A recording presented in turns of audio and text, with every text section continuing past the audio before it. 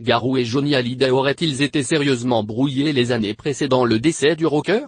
D'après Claude Camus, ancien manager du rocker qui publie son autobiographie, les deux hommes entretenaient de bonnes relations jusqu'à ce que Johnny Hallyday impose au chanteur québécois un sérieux camouflet. D'après M. Camus, Johnny Hallyday aurait proposé à Garou de se produire sur scène à ses côtés, pendant quelques titres, lors d'un de ses concerts parisiens.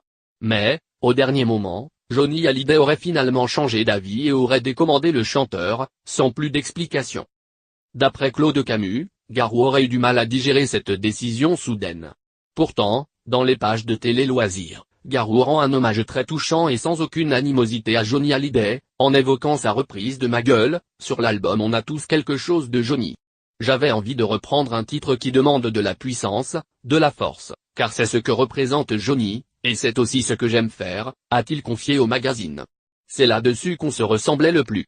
Non seulement c'était un grand artiste et un grand chanteur, mais quand Johnny entrait dans une pièce, il en imposait. C'était désarçonnant, mais il était tellement sympathique et bienveillant. Pour moi, c'était comme un père de musique, a-t-il poursuivi.